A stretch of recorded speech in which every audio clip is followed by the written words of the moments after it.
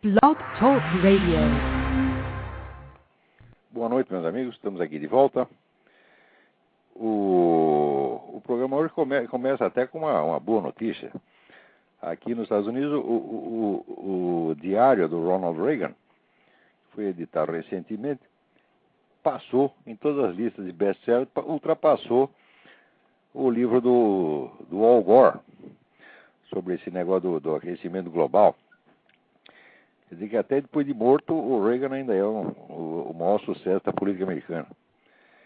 Mas nem tudo são boas notícias, evidentemente.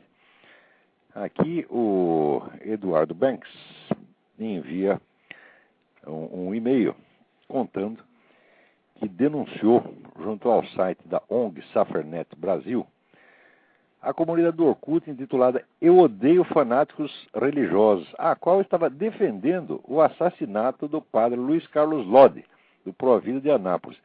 Você veja, esses camaradas, eles põem assim, eu odeio fanáticos religiosos, né, e saem pregando a morte do cara. Quer dizer, como é que o fanático é o outro e não eles?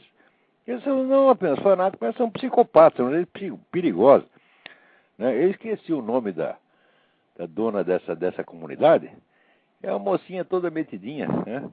Mas procure a comunidade. Eu odeio fanáticos religiosos no Orkut. Né? E vocês vão ver, tá lá mesmo, um monte de gente dizendo que tem que matar o padre. Como se fosse a coisa mais normal do mundo. Aliás, para eles é normal mesmo. O pessoal sempre foi assim. Né? Então, a denúncia foi mandada para o site www.denunciar.org.br. E vocês podem acompanhar o caso, porque o Eduardo manda aqui o número, se vocês quiserem anotar. Anotem aí, 661-267-622-3737. Repetindo, 661-267-622-3737. Não, provavelmente não vai dar nada, mas valeu a pena. Parabéns, Eduardo, pela sua iniciativa. Agora o site me manda aqui uma coisa maravilhosa. Eu acho que quem mandou foi o Yuri. Aqui, ó. Uma questão que caiu no concurso público para técnico em regulação de aviação civil da Agência Nacional de Aviação Civil do Brasil. Questão número 59. A garota de programa Bruna Surfistinha tornou-se um dos maiores sucessos do mercado literário brasileiro em 2005 com o livro A Pessoa é para o que Nasce. B. O Doce Veneno do Escorpião. C. O Céu de Sueli. D. No Quarto de um Motel. E. Madame Satã. A resposta certa é B. Né? Diz aqui o B de boquete. O Doce Veneno do Escorpião. Você vê que isso aqui é alta cultura. Né? Como é que um sujeito pode ser técnico em aviação civil sem ter lido o livro da Bruna Surfistinha? Realmente não é possível. Né? Eu confesso para vocês que a minha total ignorância, eu não tenho a menor ideia de qual era o livro. Né? Eu achei que fosse até No Quarto de um Motel, mas depois eu achei que era óbvio demais esse título para ser a Bruna Surfistinha, mas aí me informa, foi O Doce Veneno do Escorpião. Ora, pô. Né? Agora, aqui, as coisas no mundo estão ficando pretas. Você vê que o desenhista de histórias em quadrinhos, clássico, Will Eisner, ele fez uma história em quadrinho chamada O Complô, a história secreta dos protocolos dos sábios do Sião. Né? E que é a história verdadeira dos protocolos dos sábios do Sião, como é que aquilo foi tramado ali pelo governo czarista no século XIX, para justificar lá uma perseguição generalizada aos judeus. Ele conta a história, simplesmente conta, os quadrinhos simplesmente contam essa história. Muito bem. O livreto foi considerado propaganda por oficiais do Parlamento Europeu, que se recusou a distribuir entre seus ministros e funcionários as cópias que o autor tinha mandado. Então quer dizer o seguinte, você não pode mais falar mal dos protocolos do sábio do Sião. Né? Se você resolveu contar a história, então é você que por sua vez vira um conspirador. Agora, aí em São Paulo também, está circulando aí no YouTube um vídeo, né? um sujeito, um professor lá, entra na Assembleia do Sintusp e diz, olha que eu sou judeu, queria saber por que vocês querem acabar com o Estado de Israel. Isso é uma gritaria medonha, ninguém deixa o sujeito falar. Né? Quer dizer, ela só tem adeptos do Hamas e do Hezbollah. Né? E que acham que estão fazendo a coisa mais linda do mundo. Né? Agora você veja que coisa. O ser humano não é... Raríssimos seres humanos são capazes de saber tratar com justiça os seus semelhantes. Mas na modernidade apareceram milhões de pessoas que acham que são capazes de espalhar o reino da justiça sobre o planeta inteiro, implantar o reino da justiça.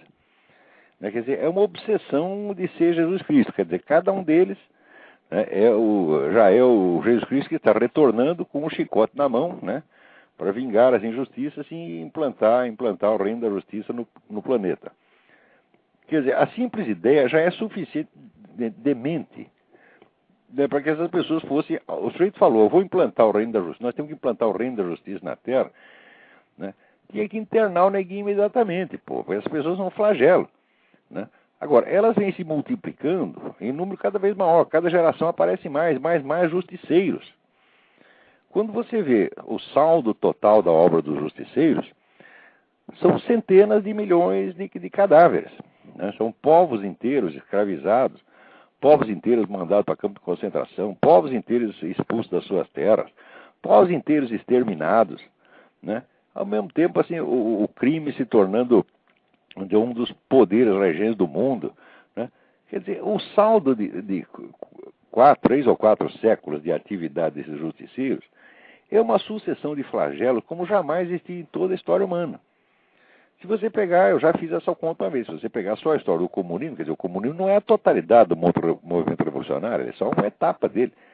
Se você pegar a história do comunismo, o comunismo matou mais gente do que todas as guerras, terremotos e epidemias durante toda a história humana. Quer dizer, o comunismo só em 2 países, Rússia e China, matou mais gente do que tudo que aconteceu de mal para a humanidade durante toda a história humana. E eu estou falando isso, não é um chute, não é uma comparação, eu fiz a conta. Quer dizer, eu peguei os dados do site do R.J. Rummel, que é um professor da Universidade do Havaí que estuda essas coisas, estuda esse fenômeno morticínio coletivo, e você vê que nada na história humana foi pior do que isso. Estou falando só do comunismo. Agora, se você pegar todo o movimento revolucionário que vem desde aquelas seitas gnósticas, né, do século XV, XVI, por aí, passando pela Revolução Francesa, a Revolução Mexicana, né, até chegar nos dias de hoje, então é muito mais. E eu pergunto assim, o que as pessoas estão esperando para descobrir que o único mal do mundo é de fato esse? Você não precisa corrigir todos os males, você não precisa implantar a justiça. É só, tá certo, você amarrar a mão dos revolucionários, dos salvadores da humanidade. Quer dizer, qualquer nego que vem com um plano mundial de qualquer coisa, já vou transformar o mundo, tem que apanhar na mesma hora. Mas vocês já estão assim ensinando as crianças que tem que transformar o mundo, né? Agora, eles já querem ensinar as crianças aquilo que em 68 ensinaram para nós, que elas têm que fazer a revolução na cama. Só que naquela época você fazia a revolução na cama quando pelo menos você tinha 18 anos de idade. Agora não, agora com 3, 4 aninhos você já tem que começar a fazer a revolução na cama. Tem escolas no Brasil que estão distribuindo para as crianças, né, um folhetinho assim: alguém já passou a mão na sua bundinha? Alguém já mexeu no seu pingolim? Você gostou? E se o nego você não gostou, ele já vai ter que passar por reeducação de sensitividade. Você está entendendo? Então, as pessoas vão reclamar que eu estou mandando as pessoas tomar no cu. Eu digo, mas meu filho, olha o que estão fazendo com as suas crianças nas escolas. Não é que estão mandando as tomar no cu, estão ensinando a dar o cu. E se pode isso, por que eu não posso mandar as pessoas tomar no cu? Quer dizer, que coisa, as pessoas que aceitam isso passivamente, tá certo? Que se submete a isto, tá certo? A esse tipo de prepotência, quer dizer, já é manipulação de criança, quer dizer, usando criança como instrumento da revolução sexual com a qual eles pretendem, dizer, implantar uma nova ordem no mundo. O sujeito assiste isso, mas quando ouve um palavrão ele cora, tá certo? Eles são todos, né, virgens pudicas, não pode ouvir falar palavrão. Tem outros ainda que são ainda mais metidos, que chegam pra mim e dizem, olha, mas se você usa uma linguagem assim, muito chula, eles adoram a palavra chula. Eu não sei, puta, porque chula, a palavra chula é feia, né? Lembra de chulé. Mas eles adoram a palavra chula, não usem linguagem chula, né? Eu me gabo de jamais ter usado essa palavra chula na minha vida. Esse adjetivo eu nunca usei. E nem vou usar. Estou só citando porque é o que os caras dizem. Se você usa palavras chulas, você afasta uma parte dos ouvintes. Quer dizer que os negros querem me ensinar como é que eu, né, aumento a minha audiência. Né? Daí eu pergunto para ela, que audiência tem em você? Quantas pessoas prestam atenção em você? Evidentemente nenhum. São todos uns coitados que isso, nem os filhos dele ouvem o que ele tem a falar. Quando ele vai falar, a mulher dele bate nele. Tá, não tem audiência nenhuma, é zero de audiência na sua própria casa. Nem o cachorro presta atenção no que o negro tem a falar. E vem chegar para mim que sou, vamos dizer, o mais ouvido aqui do Throat Speak, que é um dos 100 sites mais importantes dos Estados Unidos. Eu pergunto, tem algum lugar acima do primeiro para eu ocupar? Quer dizer, você vai me ensinar a ter audiência? Ora, porra. Quer dizer, brasileiro não se enxerga mesmo, é assim que o negócio tá. As pessoas dão palpite em coisas que ultrapassam a capacidade delas, assim, mas ultrapassam infinitamente, né? Aqui tem um palhaço que mandou uma mensagem pro site lá do Luiz Nassif, falando do estilo pop neocon. Está se referindo a mim, evidentemente, né? E dizendo que há um novo estilo literário no Brasil, que é o pop neocon, né? Mas esse estilo não é o mesmo revelado nas letras tônicas de Lacerda, a ponto de levar o Getúlio ao suicídio, dizem as más línguas. Nem tem a graça e a ironia fina do Nelson Rodrigues. Não é humorístico o humor negro como o de Paulo Francis, nem traz de idealismo rascante de um Glauber Rocha. Não é inteligente como o de Melchior, nem tão pouco instigante como editoriais de antigos jornais de referência como o Correio da Manhã. Olha, eu acho gozado que as pessoas assim, sempre querem me comparar com pessoas que estão totalmente fora do esquadro, né? Quer dizer, uma delas é o Paulo Francis, né? Ele não é, como é que estão, humorista como o Paulo Francis. Olha, eu sou muito mais humorista do Paulo Francis, porque o Paulo Francis, inclusive, tinha muita coisa ali que era, evidentemente, de mau gosto. Quer dizer, o Paulo Francis, quem é que não percebe que nas etapas finais da sua vida, o Paulo Francis estava escrevendo mal, que era aquele estilo entrecortado, todas aquelas frases de duas palavras, aquele negócio picotado, né? Tá na cara com o negro que estava escrevendo nervoso, né? O Paulo Francis nunca foi, eu gostava muito do Paulo Francis como meu amigo, mas nunca foi modelo para mim, muito menos modelo literário. Quer dizer, ter horror de escrever como o Paulo Francis, horror. Quer dizer, eu faço o contrário. Qualquer um que lê, vê lá que eu faço aquelas frases de 10, 15 linhas, né? Com ponto e vírgula, cheio de conjunções, etc. Eu gosto de explorar as possibilidades da língua portuguesa, né? Quanto a Melchior, digo, faça-me um favor, não é inteligente como o Melchior. Escuta, para pensar, o Melchior era um sujeito erudito, tá certo? Mas filosoficamente era nada. O livro dele, A Natureza do Processo, que é o livro mais filosófico da obra dele, é pueril, é primário, é uma coisa que assim, com 10 linhas você desmantela aquele argumento. Quer dizer, como é que o Melchior vai ser modelo para mim? Só faça-me um favor. Quer dizer, os caras criaram essa... Quando são pessoas que, na verdade, as pessoas que dizem isso, nunca leram o Zé Guilherme Melchior. Eu li o Zé Guilherme inteiro, tudo que existia com o nome do Zé Guilherme na capa, eu li tudo. Eu li, pensei, examinei, discuti. Discuti muito com o Bruno Tolentino, que era amigo dele. Eu não conhecia o Zé Guilherme pessoalmente. Mas, olha, eu sei as limitações do Zé Guilherme. Entendeu? O Zé Guilherme era bom assim, na história cultural, na crítica literária, tudo que fosse uma questão, vamos dizer, de acumulação de dados, e sua expressão erudita. Tá? E ponto final. Como filósofo, não era nada. Quer dizer, como é que vai... Você está brincando? Vem falar de Zé Guilherme Melchior para mim? Modelo para mim, no Brasil, só teve o Mário Ferreira dos Santos. Né? Agora, essa coisa primária. Quer dizer, quando o sujeito começa com essa coisa... Às vezes me compara com o Carlos Lacerda. Aquele idiota do Armindo, né? Armindo Abreu, o homem da penteadeira da vovó. Fica lá diante da penteadeira da vovó dizendo que eu quero ser o Carlos Lacerda quando crescer. Fala, meu Deus do céu, se for para isso eu não ia querer crescer nunca, porque para ser o Carlos Lacerda, em primeiro lugar, tinha que ser um político, tinha que ter uma carreira parlamentar, etc. Isso aqui, que era, vamos dizer, a vida dele e que para mim seria a morte. Né? Então, o que é que eu tenho a ver com o Carlos Lacerda? Em primeiro lugar, eu escrevo muito melhor que o Carlos Lacerda. É uma coisa óbvia. O estilo do Carlos Lacerda é um estilo jornalístico, apressado, muito mal trabalhado. Ele tinha um talento literário, mas um talento falhado, que nunca se expressou numa obra mais de peso. Né? Então, falando, não tem o menor sentido, né?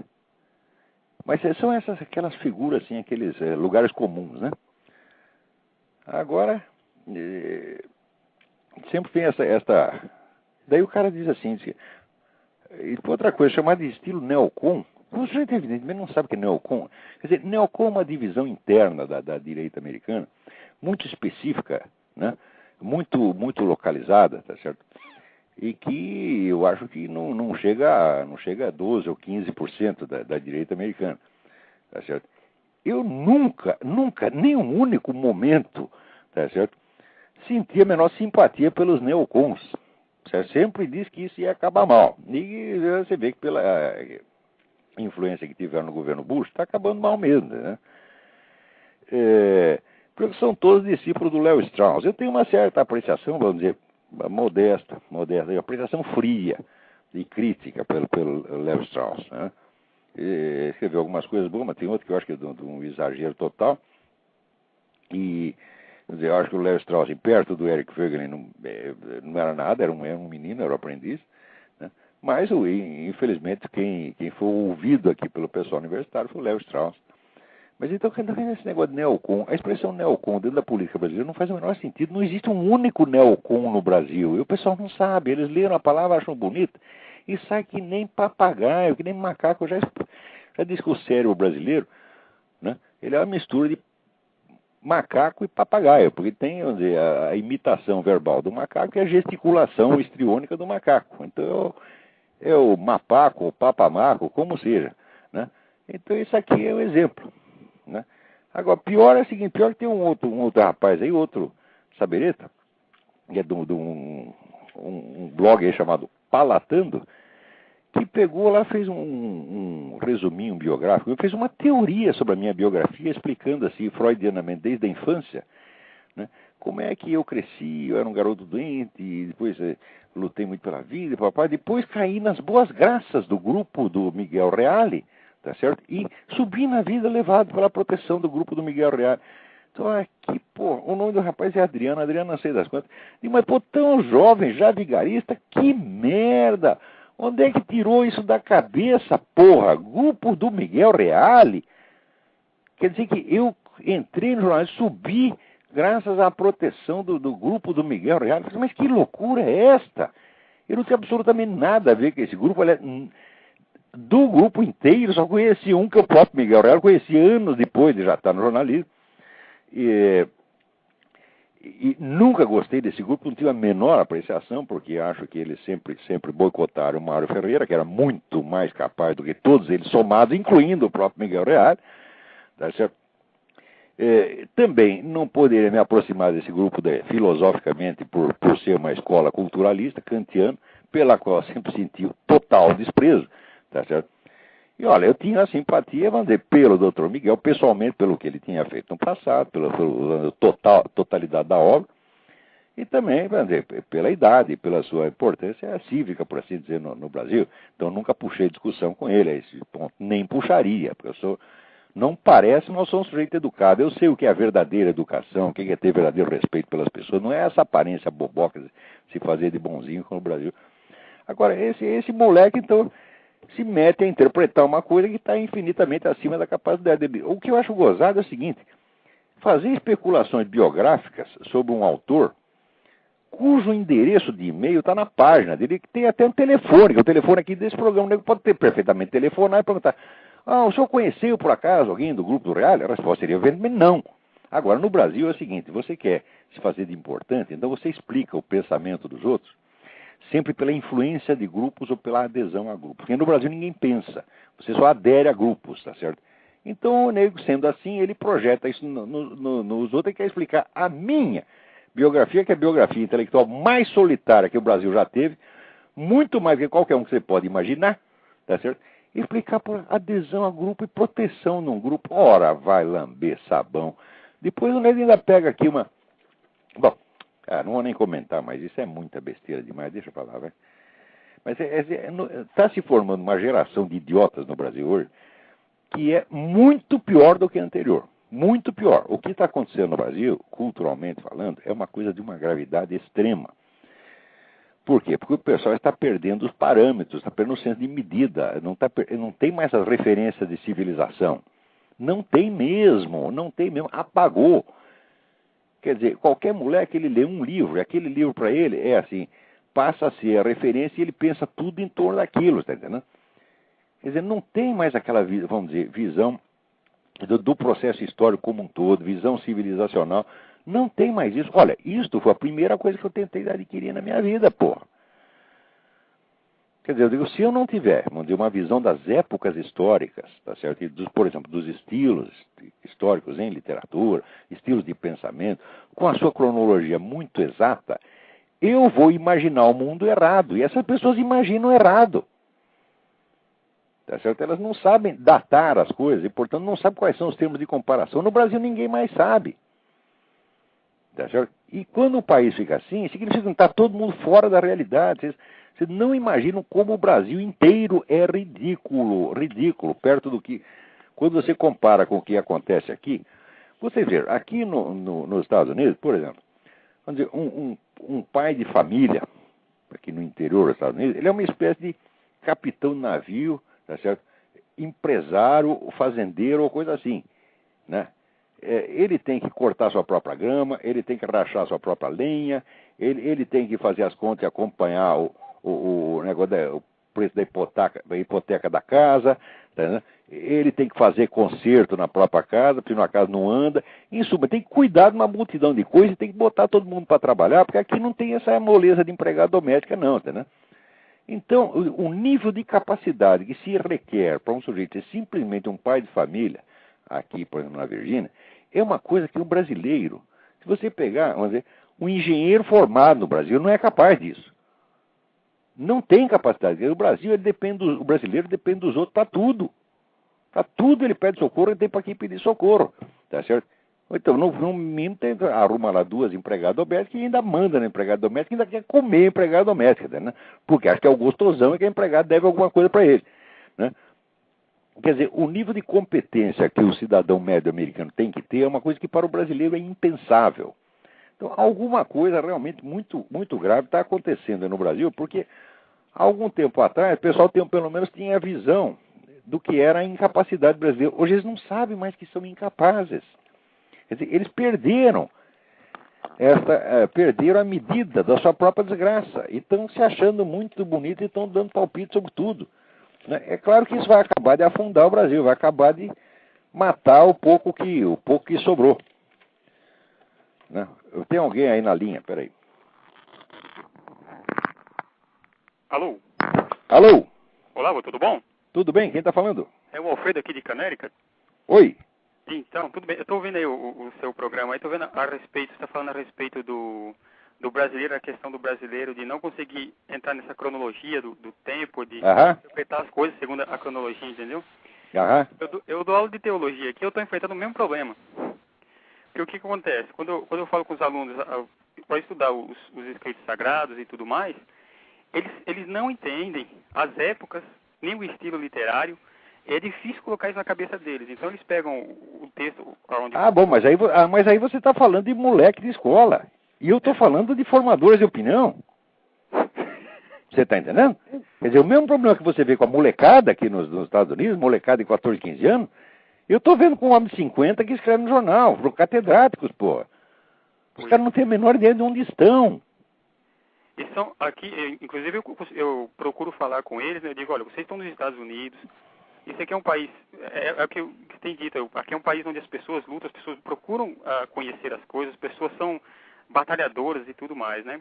Então eu falo para eles, pessoal, aprende a ler inglês pelo menos. Nem isso eles querem. Não querem, não. O que aconteceu na educação secundária aqui é uma coisa monstruosa, né? Aliás, falando nisso, eu tenho alguém aqui que me deu o endereço de onde você se pode baixar o livro que eu andei citando aqui, o livro da Charlotte Iserbyt, The Deliberate Dumbing Down of America, que é a história de 50 anos de conspiração para destruir a educação americana para criar essa mesma situação que você está descrevendo. Né? E daqui a pouco eu acho aqui esse negócio. Tem aqui endereço onde você pode descarregar o livro na internet. Não deixe de ler isto, se puder. Okay. Eu vou dar o endereço daqui a pouquinho, porque aqui na confusão dos papéis aqui... Né? Tá aqui. É simples, www.deliberatedumbingdown.com. É facílimo, né? Deliberatedumbingdown.com. Ok. Não deixe de ler isso, porque é o que você está falando. Quer dizer, o que você está dizendo é inteiramente verdade. Quer dizer, houve uma destruição e a molecada está ficando estúpida. Mas acontece o seguinte, aqui você ainda tem geração de adultos que ainda segura um pouco, e nem todas as escolas decaindo dessa maneira. Mas se você acompanha as revistas literárias, revistas de cultura aqui, né, como New Criterion, Commentary e tal, é de um nível que no Brasil é impensável. Esse nível de discussão que tem aqui, primeiro pelo número, a quantidade delas, é a quantidade monstruosa de revistas de excelente nível. Né? E no Brasil você não consegue, não tem uma. No Brasil, quando você pega uma publicação pretensamente cultural, como esse Caderno Mais da Folha de São Paulo, o Caderno de Letras do Jornal do Brasil, é subprimário comparado com o que tem nos Estados Unidos. E as pessoas não sabem o que é. Então, não tem uma... Veja, a primeira coisa na vida é você adquirir a medida de onde você está e qual é seu tamanho real. Verdade. Entendeu? Agora, eu vejo, por exemplo, que apesar da decadência do ensino americano, eu vejo, por exemplo, que um moleque aqui na Virgínia lê na high school é mais do que um professor universitário brasileiro lerá durante toda a sua vida. Porque os caras não aguentam ler um livro. Uma vez num curso de pós-graduação na PUC do Paraná. Quer dizer, tinha o que? Umas 60 pessoas na plateia, todas portadoras de diploma universitário, todas elas, tá certo? Então lá fazendo um curso de pós-graduação. Eu disse para elas que um estudioso universitário, um pesquisador profissional, tem que ler pelo menos 70, 80 livros por ano. A classe inteira fez... Oh! Todo mundo assustado, achando que eu era um monstro, que eu queria que eles lessem 70 livros por ano. Estava fazendo mal para eles, né? Não pode ser. Isso é uma brutalidade. Você é um fascista, você é autoritário, que coisa horrorosa. E o fato é o seguinte, que eles estavam sendo perfeitamente sinceros, porque você dá um livro para o cara ler, você ouve o ruído do cérebro. O cérebro vai plec, plec, plec, plec, não pega, você está entendendo? Você ouve o ruído do cérebro. E depois você pergunta para o cara, o que você leu aí? O que é? Porque a pessoa não sabe, não entende o que lê. Esse problema no Brasil está chegando a uma gravidade que as pessoas não imaginam. Elas acham que é brincadeira de criança, que é assim, que você pode, assim, impunemente colocar o Gilberto Gil no Ministério da Cultura, que você pode impunemente transformar as escolas em centro de formação de militantes para o MST e que isso não tem consequências. Ora, o que você está seguindo, você está formando uma geração de orangotango. Não, orangotango. O orangotango é um bicho inteligente, o orangotango precisa fazer na prática. Tem algum senso prático, ele tem. Agora, esses caras não. O orangotango pelo menos sabe subir numa árvore, esses caras não. Se você botar eles amarrados em cima da árvore, eles caem. É um perigo, é. Inclusive, até em um dos programas eu ouvi falando a respeito do programa do Jô Soares, que ele estava entrevistando o Marcelo Crivella. Uhum. E ele apertando o Marcelo Crivella. Eu entrei no YouTube. E eu achei no YouTube a entrevista. Você vê que o Marcelo Crivella não sabe o que falar. Não sabe. Eu aquela intimidade diante da autoridade intelectual de Jô Soares. Puta merda, como é possível? O Jô Soares, eu olhei e falei, esse cara é um burro. Porque primeiro ele citou. Ele falou assim, ó. Ele citou onde disse, né? Ah, mas porque o homossexualismo é bom, porque Deus, quando criou, disse que aquilo lá é bom. Eu falei, não conhece nem o texto sagrado. Como é que Olha, deve ser muito bom, porque se alguém no mundo tem a coragem de comer o Jô Soares, é porque deve ser muito bom de alguma maneira. Porque você... Ainda eu falei assim... Você consegue conceber uma coisa dessa? Eu não consigo conceber. Ainda no mesmo texto que ele citou, eu disse assim, ele não citou o texto correto, porque o texto diz assim, macho e fêmea os criou, não é viado, macho e fêmea. Pois é. Ele viu que era bom. Não, agora tem uma coisa, a fantasia sexual humana não tem limites, tá certo? E eu jamais vou falar mal de quem por causa da fantasia, porque eu também tenho as minhas fantasias, louco todos nós somos, tá entendendo? Claro. Mas até uma questão estética, você perceber, vamos dizer, a adequação espontânea do corpo, entre o corpo do homem e da mulher, entendeu? Que é uma coisa que, vamos dizer, tem órgãos correspondentes, né? Agora, o homem não tem um órgão correspondente. Quer dizer, ele vai se relacionar com o outro através de um negócio que não é um órgão sexual. Exato. Não é isso? Por isso que é antinatural, né? Assim como você pode usar a boca. Por exemplo, o nego está lá chupando, né? O pingolim do outro. Bom, pode-se fazer um montão de coisa. Você pode transar até com um buraco de fechadura, entendeu?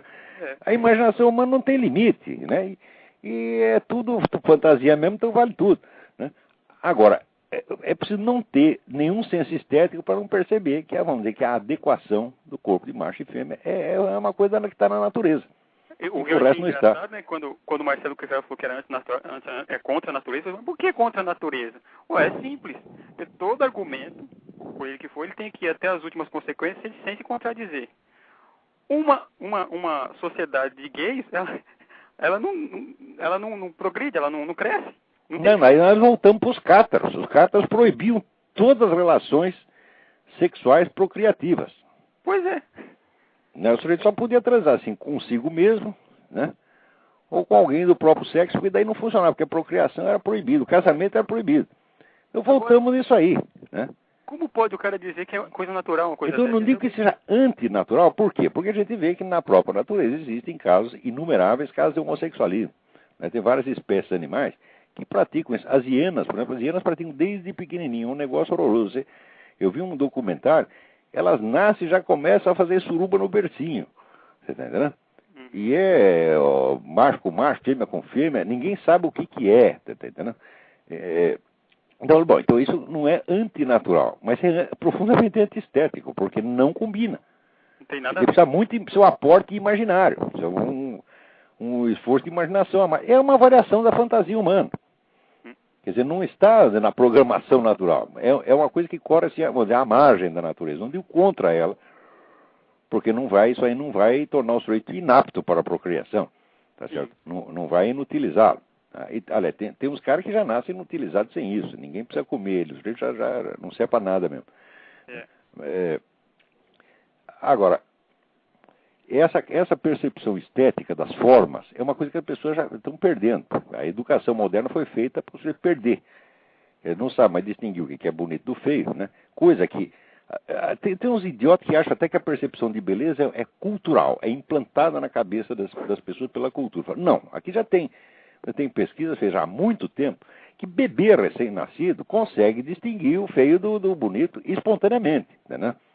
E pelo senso de simetria, de proporção, etc., que é inato no ser humano. Isso não é um dado cultural. Cultural é aquela informação errada que vem confundir a percepção natural. Exatamente. Porque se você pegar um menino pequeno e disser para ele, não, isso aí que você está achando bonito não é bonito, é feio, o feio é que é bonito, você vai confundir a cabeça do moleque. Isso aí é que é cultural. Agora, a percepção de beleza é natural. E como tudo que é natural pode ser perdido. O sujeito pode perder uma capacidade natural. Capacidade de certo e errado, por exemplo, né? O senso inato do certo e errado, o senso da beleza, tudo isso precisa ser aprimorado, claro, mas pode ser perdido.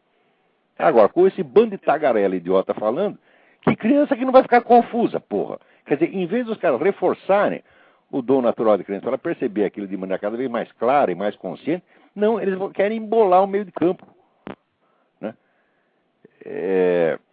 Então, eles é que vêm vêm estragar o negócio, vamos dizer, o dom natural. Mas eu sei que o bispo ficou ali todo atrapalhado por ter um respeito indevido por aquele gordo cretino, mentiroso que dói, né? E que fica lá fazendo os homossexuais de coitadinho. Eu sei que quando apareceu a estatística mesmo, que enquanto morreram 800 mil brasileiros, só houve 2.000 e poucos crimes, vamos dizer, de vítimas homossexuais que foram mortas, assim, como é que se diz, numa circunstância onde o homossexualismo tinha alguma importância, vamos dizer, efetiva no crime, né? Quer dizer, é uma comunidade que não é vítima de perseguição de maneira alguma. Quer dizer, o número de homossexuais vítimas está abaixo da média do restante da população e da média do que eles dizem que ocupam no conjunto da população brasileira, quer dizer que é 14%, bom, se eles são 14%, então, se fosse uma distribuição estatística normal, 14% das vítimas de homicídio seriam homossexuais. Não é 0,3%. Quer dizer, tudo isso é uma empulhação, é uma palhaçada. Como, aliás, agora, em tudo, você vê essa falsificação estatística no Brasil se tornou a coisa mais normal. Agora vem esse ministro, José Gomes Prematuro, né, dizendo que existe no Brasil 1.400.000 abortos clandestinos por ano. Daí eu li isso e falei, uai, mas não eram 1.400.000 mulheres que morriam de abortos clandestinos? Até a semana passada era isso que a Folha de São Paulo alardeava. Toda esta putada abortista dizia que morriam 1.400.000 mulheres por ano de aborto clandestino. Agora o ministro diz que 1.400.000 é o número de abortos clandestinos, quer dizer, morrem todas? Não tem uma mulher abortista viva no Brasil? Ora, que porra! Quer dizer, os caras estão brincando, isso é estelionato, porque isso aí não é um erro intelectual, não é um erro de informação. Não, isso é uma campanha para induzir a população em erro, de maneira que ela tome decisões erradas. Tá, isto é crime. Quer dizer, um ministro que sai alardeando dados falsos, tá certo? Esse cara tinha que estar na cadeia. Ele não está lá para mentir em favor do seu grupinho, tá certo? Que é um grupinho altamente financiado por Fundação Rockefeller, apoiado por essas fundações bilionárias, que tem, então, é tudo empregadinho desses grupos estrangeiros para ir lá e pregar abortismo, controle populacional, movimento gay, etc, etc. Tudo isso é um crime imenso que está diante de nós e ninguém vai pagar por ele, evidentemente, né? Com certeza não, né? Pois é. Mas, ó, você tem razão. Aqui nos Estados Unidos, rapaz, presta atenção, o mundo brasilianiza-se. Guarde essa frase na sua cabeça. Toda besterol que você vê no Brasil levado ao máximo do máximo, gradativamente o mundo chega lá. É verdade. Né? O mundo vai se brasileirizar, o mundo vai se curvar ante o Brasil. Todo mundo vai ficar, né, que nem o folião brasileiro sambando no meio da avenida, cheio de cocaína até a medula, tá entendendo? Falando besteira pra caramba e se achando lindo. Inclusive aqui, onde a gente vive, aqui tem muito brasileiro. E eles chegam aqui para ver como o brasileiro é um povo dinheirista e despreocupado. Eles querem saber de ganhar dinheiro, eles não aprendem a língua, eles não fazem um curso, eles não estudam nada, não aprendem nada, ainda falam mal do país ainda. Sou testemunha disso. Os brasileiros que tem por aqui são horrorosos, são as pessoas mais incultas do Estado, não são capazes de falar a língua, só querem dinheiro, dinheiro, dinheiro. Moram em casas maravilhosas, cada um tem 5 ou 6 caras, tudo ilegal, tudo nem ilegalidade, né? Quer dizer, está levando um padrão de vida de deputado e ainda fala mal do país. Fala mal do país. É. E acha, não, bom mesmo é o Brasil superou, o Brasil. Pô, mas é um excesso de merda na cabeça, rapaz. É verdade. Né? É incrível. Isso aí eu acho que isso aí não muda, não. Eu não tenho nenhuma esperança de mudança nisso daí. Eu acho que não. Não, vai estar piorando. Da minha geração para agora, a gente observa, por exemplo, o que aconteceu na esfera cultural brasileira. É assim uma catástrofe. A cultura superior brasileira acabou. Não sobrou nada. Nada. Eu tenho um amigo no Brasil que ele trabalha numa fábrica de colchão e ele é supervisor, uma coisa assim. Ele disse assim que ele deu para os 85 pessoas que tinham lá para fazer o teste, ele deu uma conta de divisão com 2 números na chave. Ninguém fez. Pois é. Uma vez eu tinha um empregada, era uma moça boazinha, simpática, não gostava dela. Um dia ela chegou e disse, me empresta a sua máquina de somar? Eu disse, pois não. Ela disse, preciso fazer uma conta. Eu disse, qual é a conta? 3 vezes 11. E daí eu dei a máquina, ela levou lá uma meia hora para conseguir fazer a conta. Eu fiquei aterrorizado. Agora, esta, pelo menos, era empregada doméstica. Agora, tem muito deputado no Brasil, se você der uma máquina de somar para fazer a conta 3 vezes 11, vai levar uns 40 minutos. Que isso. Tá entendendo? É um negócio incrível. Bom, deixa eu passar, parece que tem mais gente aí na linha tá esperando bom, para falar. Muito obrigado, viu? Obrigadão obrigado, mesmo. Um abração. Outro. Tem mais alguém na linha? Então peraí. Bom, aqui é o seguinte. Nós temos uma mensagem importante de um indivíduo chamado Alfred Smith Palliser. O nome é inglês, mas é um brasileiro. Né? Então, ele diz o seguinte, ele diz, talvez a explicação para o desastre intelectual do Brasil não seja diretamente a substância ideológica de que o senhor fala, que impregna os corações imensos como um vírus, mas o corpo físico mesmo do cérebro dos brasileiros tão facilmente infectados por qualquer ideologia de Araque. E daí eles baseiam no seguinte: presta atenção, essa coisa é importantíssima. Eu me lembro, o Dr. Miller, meu falecido amigo e guru, Dr. Juan Alfredo César Miller, que era um argentino de nascimento e criado na Suíça, ele falava desse problema já, mas é gostado, fala, mas eu nunca tinha parado para meditar nisso aqui. Vocês falam que, a sífilis congênita sempre foi um problema não resolvido no Brasil. É sabido que o indivíduo afetado pode apresentar problemas mentais graves ou imperceptíveis, mas que ao longo das gerações se manifesta em mutação genética que enfraquece o cérebro do sujeito. Esse problema sanitário da sífilis é mais agudo no Brasil do que nos países vizinhos. 2. Quase a mesma coisa se pode afirmar da malária endêmica, que foi sempre florescendo no Brasil. É sabido que o corpo humano, inclusive o cérebro, se defende do protozoário invasor e parasita a um preço. O custo é alto e pago através de gerações prostradas geneticamente e mentalmente. E terceiro, ele diz que os alimentos nutrientes do solo brasileiro acabam sendo dissolvidos pelo excesso de chuva. Então tudo cresce desproporcionalmente, mas sem substância, incluindo o gado, cuja carne é abundante, mas carente de metais pesados. Mas olha que coisa importante, né? Está aí o seu ministro da Saúde, por que em vez de distribuir camisinha, tá certo? Ou ensinar os outros como é que toma pico, porque vocês se preocupam tanto com a saúde dos drogados, por que não faz um plano para acabar com a sífilis congênita? Sabe por quê? Porque esse plano levaria muitas gerações e não traria nenhum lucro eleitoral para o canalha, você está entendendo? Então os partidos que nos governam, os planos deles têm em vista a duração do poder que eles pretendem ter. O PT até está pensando um pouquinho mais a longo prazo, porque o PT pretende ficar no poder eternamente, tá certo? Mas eles estão pensando, não é no país, estão pensando no PT. Isso é muito importante. Você jamais entenderá o que se passa na política brasileira se você não entender o seguinte. Todos os programas de governo ali têm duas versões. Você tem uma agenda pública e uma agenda secreta. Uma agenda externa e uma agenda interna. Quer dizer, externamente, o programa de governo é aquele que o Lula apresentou na propaganda eleitoral, que mais ou menos ele parece estar querendo realizar. Mas tem a agenda secreta, que é o seguinte: o objetivo é a conquista do poder total na América Latina pelas entidades ligadas ao Foro de São Paulo. Então, quando você pensa que ele está fazendo uma coisa voltada para uma dessas agendas, às vezes é da outra, e você não vai entender.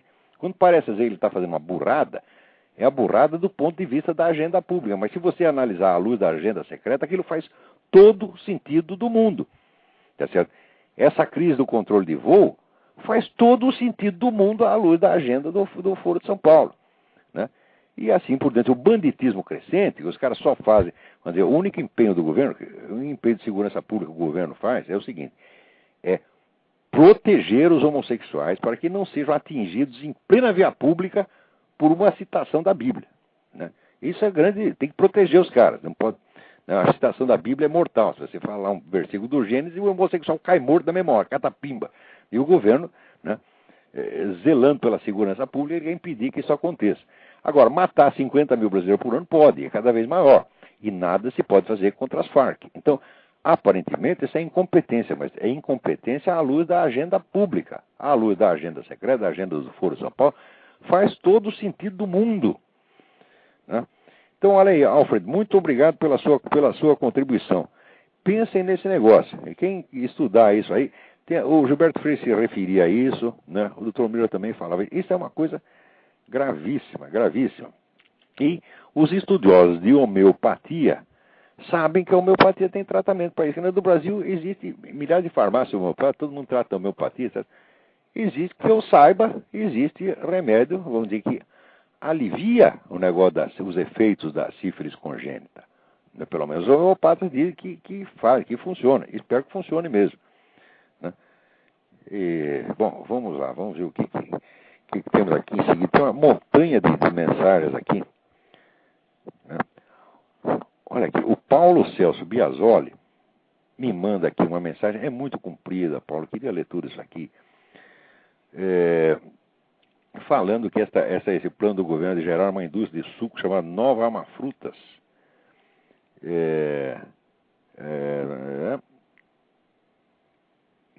Que esse negócio se projeta completamente maluco, né? E o Banco da Amazônia, segundo informações passadas, tirou a hora do caro companheiro presidente Lula para desovar verbas a rodo para o projeto, cujo churrasqueiro Lorenzetti, hoje em paradeiro não conhecido, é um dos seus diretores e condutores do caso. criaram até o Pronaf, né? Então, esse projeto está cheio de encrenca lá. Olha, como nós só temos mais 10 minutos aqui, eu não vou ler a sua mensagem inteira. Mas vê se você, por favor, coloque em algum site na internet e me avisa aqui. Coloca no site e me manda o endereço. Esse negócio que você está falando é muito importante, viu? Vamos em frente. Já tem mais coisa. Tem Olha, tem aqui o Marcelo Quintino. Ele me diz um negócio muito sério também. Ó, aqui. Em um país como o nosso, somente com um sonoro vai tomar no cu se pode tentar aliviar nossas oprimidas, revoltadas almas com tanta roubalheira e bandidagem. Quer dizer, ele está aqui a favor, né? E aqui o Jerônimo Ottoni foi quem mandou o endereço do livro da Charlotte Iserbyt. Vamos repetir aqui. deliberatedumbingdown.com. Não deixem de ler esse livro para vocês verem como os Estados Unidos estão se brasilianizando, né? Claro que ainda falta muito para chegar nesse ponto, né? Agora aqui, a Ana Luísa Rimoli Barcelos, do Rio Grande do Sul, minha amiga, né? Querido amigo Olavo, não está sozinha, somos poucos realmente, mas o mundo precisa de pessoas como tu, de bom caráter, honra, que lutam pelos seus princípios e não tem vergonha de ser diferentes. Eu não posso ler a mensagem inteira também, mas olha, agradeço do fundo do coração, Ana Luísa. Certo? Você é uma das pessoas do Rio Grande do Sul que eu sempre admirei você, certo? pela sua honestidade, pelo seu sincero desejo de saber. Essa menina nunca para de estudar, de se informar. Essa menina vai longe. Parabéns, Deus te abençoe, Ana Luísa. Agora, temos aqui vários e-mails do Ronald Maia. Eu também não posso ler todos, né? Mas ele diz aqui: entendo oportuno registrar o seu artigo do último dia 18 do Diário do Comércio, no qual o senhor reduz a subnitrato de merda, infelizmente, o meu ex-colega do Colégio Militar do Rio de Janeiro, Armindo Abreu. Ai. Vamos ver. O outro assunto que nem vi foi sobre as conclusões a que chegaram os procuradores da República no que respeita à prescrição dos crimes ocorridos em 1964 e que, segundo esses luminares, seriam imprescritíveis. Ora, prescrição para qualquer iniciado nas letras jurídicas significa total perda da ação. Porém, para esses imbecis, acatar essa obviedade seria permitir aos militares uma compilação bibliográfica que, quem sabe, serviam de objeto de orgasmos, aflorados 43 anos após o movimento que conseguiu abortar a implantação do regime bolchevique no país, né? Agora, o mais engraçado é essa premiação póstuma do Lamarck. O Lamarck era evidentemente, olha, chamar o Lamarck de monstro é assim uma simples questão de realismo. Porque o sujeito, pensa bem, cada um de vocês, você é capaz de matar a coronhadas um prisioneiro amarrado, depois cortar os escrotos do negro e botar na boca dele para engolir, depois ou antes, porque não se sabe se os escrotos foram colocados antes ou depois da morte. Mas eu sei o seguinte, o tenente Alberto Mendes Júnior foi encontrado com os testículos dele no estômago. Tá certo? O que você acha de um homem capaz de fazer isso? Tá certo? O Lamarck é um monstro. Ele é um sociopata perigosíssimo. E quem quer que o admira é doente. Tá certo? Ora, no Brasil o que está acontecendo, vamos dizer, é uma profunda inversão sistemática da realidade. Inversão sistemática de todas as hierarquias de valores. Você vê o que aconteceu nesse caso que eu comentei no meu artigo do fim de semana, o garoto do interior que ateou fogo no cabelo da professora, arriscando desfigurar a mulher totalmente. A Secretaria de Educação do Estado, o que diz? Não, isso não foi grave, não podemos punir o moleque para não traumatizar o coitadinho. Então, assim, a professora é punida. É punida 3 vezes. Primeiro, porque sofre essa agressão. Segundo, porque a classe inteira riu da mulher. E terceiro, para que se vê humilhada ao ver que a Secretaria de Educação toma partido do bandido.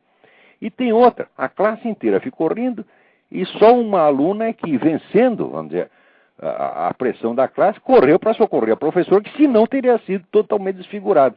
Esta menina hoje está com medo de ir para a aula, com medo da represália dos colegas. A Secretaria da Educação está achando tudo lindo.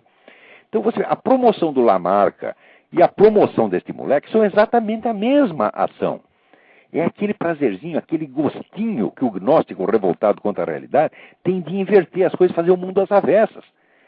E no Brasil, Isso está sendo adotado em todas as áreas. Quer dizer, a única área que está sendo ainda administrada de acordo, vamos dizer, com a lógica tradicional é a economia, porque a economia vem pronta, a fórmula vem pronta do FMI, e os caras não têm coragem de violar aquilo, de desobedecer, porque senão acaba a grana. O investidor internacional sai daí. Então, eles são obrigados a manter um mínimo de racionalidade para não perder o investimento internacional. No resto, é tudo inversão sistemática. É a revolução do Dr. Mabuse. É o louco dentro do hospício, promovendo a revolução lá fora através do diretor do hospício. Isso está acontecendo em toda parte do Brasil. É uma coisa sistemática. Todos os julgamentos que esse pessoal faz são sistematicamente invertidos. E eles não se limitam a fazer julgamentos, eles tomam decisões. Você está entendendo? Você vê, num país que tem 50 mil homicídios por ano, e que a preocupação de segurança, né, é proteger os homossexuais contra versículos da Bíblia, o que é isso? É a inversão total. Quer dizer, é uma coisa de sociopata. E presta atenção, não é uma questão de opinião política divergente, porque sempre aparece um idiota dizendo, não, você tem que respeitar as opiniões dos seus adversários, como se tudo nesse mundo fosse uma discussão acadêmica. Na discussão acadêmica existe a possibilidade, vamos dizer, de você discutir tudo meticulosamente, só com argumentos racionais, sem ter impessoalmente. Por quê? Porque da discussão acadêmica não ocorrem consequências práticas imediatamente, são discussões teóricas. Quando você entra no terreno da política, tá certo? Não há uma discussão teórica. O que está havendo, vamos dizer, é a imposição brutal de um poder. E contra isso, o que a gente pode fazer? A gente pode protestar, pode reclamar, pode berrar, é o máximo que você pode fazer. E daí ainda vem, gente, esse próprio rapaz daquele site que eu estava, aquele blog que eu estava falando no começo, do tal do, até esqueci como é que chama, que é um nome tão fresco, né? Que é, como é? Palatando. Ah, Palatando, o que é isso, porra? Então, com esse nome que é assim, vamos dizer, é uma viadagem, né? É viadagem explícita, né? Não viadagem homossexual, é viadagem intelectual, que é muito pior, né? Até o rapaz vem dar liçõezinhas de que a gente tem que sempre respeitar o adversário. O cara pensa que é tudo discussão acadêmica, gente bonitinha, ele não sabe o que é disputa de poder, tá certo? Ele não sabe o que é você botar 1000 professores para criar uma hegemonia dentro de uma escola, tá certo? E tirar o emprego dos outros. Ele quer que a gente discuta, né, amavelmente. Eu, por exemplo, na mídia, que sou um sujeito para defender um ponto de vista contra 1000 que estão defendendo do outro lado, né, 1000 que tem páginas inteiras para falar o que quiser, tá certo? E a gente tem que falar educadamente, polidamente. Que coisa mais odiosa, que coisa mais sabe, covarde, profundamente covarde. É uma coisa torpe, é uma mentalidade porca, tá certo? E as pessoas estão lendo um manual lá de discussão, aliás, lê o meu próprio manual e sai aí dando liçõezinhas que, né? Se você quer vencer a discussão, então é erística. O cara jamais vai saber o que é erística. Puta vida, rapaz, pô, larga esse negócio de querer ser intelectual, faz um concurso pro Banco do Brasil que está mais na tua capacidade, porra. Que é isso, pô? Eu sei que eu, aos 20 anos, eu também dava palpite errado, mas pelo menos não publicava, porra. Tá entendendo? E mesmo, olha, eu aguardei os 45 anos de idade para começar a participar de polêmicas públicas e eu estudei antes de falar. Que coisa. Então, agora, atenção para terminar aqui, isso é muitíssimo importante. O boletim G2 do Joseph Farah, que é o homem do WorldNet Daily, publica aqui uma reportagem do jornalista inglês Gordon Thomas, que diz que um relatório do M16, Serviço Secreto Britânico, informa que há 200 milhões de cristãos em 60 países que estão enfrentando perseguição orquestrada pelo Al-Qaeda. O relatório diz, acreditamos que a situação é extremamente grave. Só para você ter uma ideia, já tem 50 mil cristãos correntemente na cadeia, tá certo? Na Coreia do Norte, tá certo? E há aproximadamente 40 mil cristãos que estão na cadeia na China por serem cristãos. Agora, enquanto isso, né, fica essa putada intelectual do Ocidente, né, esses Dawkins, essa gente toda, né, querendo fazer o genocídio cultural. Você tem o genocídio físico de um lado e o genocídio cultural do outro. Mas deixarei para comentar isso na próxima. tem alguém na linha, mas sabe que não dará tempo mais de atender. Não dá porque o nosso tempo aqui já acabou. É lamentável que a gente tinha tanto assunto importante. Olha, agradeço muito a todos que enviaram mensagens, tá certo? Vocês sempre ajudam muito. Às vezes ajudam o público, porque dá tempo de passar, mas se não ajuda o público, ajuda pelo menos a mim, que eu fico sabendo um montão de coisa interessante e sempre importante. Muito obrigado a todos e até a semana que vem. E sempre importante. Muito obrigado a todos e até a semana que vem. E sempre importante. Muito obrigado a todos e até a semana que vem. E sempre importante. Muito obrigado a todos e até a semana que vem.